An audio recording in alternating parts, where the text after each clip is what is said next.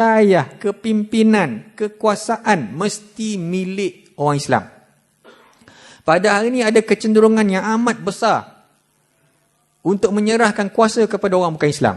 Dan itu amat bertentangan dengan ajaran Islam. Bertentangan dengan ribuan dalil yang ada.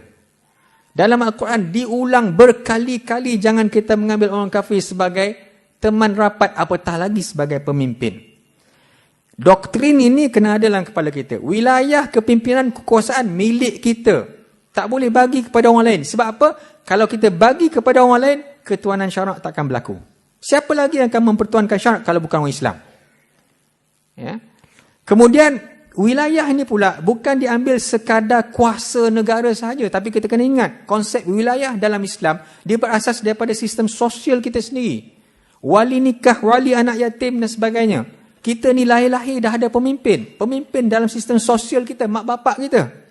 Dan saya nak cerita, wali nikah ni tak boleh tak jawatan. Sebab itu ketetapan Allah Subhanahu Wa Taala. Jadi, bila cakap pasal kepimpinan atas lagi, dia ikut tabiat sistem sosial itu berpemimpinkan orang Islam. Ya?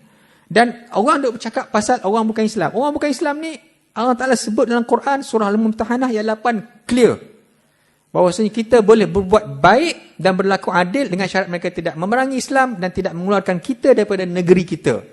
Saya tak pasti kenapa mereka tidak menggunakan ayat ini untuk berbuat baik kepada orang kafir, orang bukan Islam. Tapi mereka memilih ayat surah Al-Anbiya, wa ma arsalnaka illa rahmatan lil alamin. Saya rasa sebab apa? Sebab surah Al-Mumtahanah ayat 8 ni dia bagi syarat.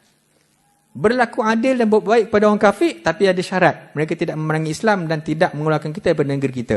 Tapi kalau wa ma arsalnaka illa rahmatan lil alamin, memang tak sebut apa pun. Dia pusinglah ke mana pun. Benda yang broad, benda yang luas, boleh pusing ke mana pun.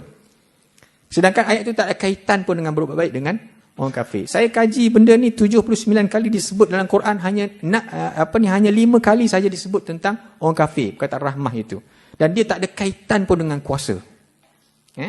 Jadi ini benda penting. Kalau saya nak bawa dalil tentang wilayah, kepimpinan, kekuasaan mesti berlega di kalangan orang Islam sahaja, terlalu banyak dalil. Dan apa yang berlaku pada hari ini, kalau terlepas kuasa itu kepada orang bukan Islam, kita kena ingat, itu adalah darurah tuqaddar biqadariha. Benda terlepas, kita kena pasangnya ambil balik. Singapura terlepas, niat ambil balik. Sebab itu hak kita. Dalam keadaan sekarang ini, kerajaan didominasi oleh orang bukan Islam, kita kena ingat, kita kena ambil balik. Bukan persilakan lagi. Tak apalah, dia lebih baik kita. Dia lebih beramanah. Tak ada dalam doktrin orang Islam sepatutnya macam tu. Ya.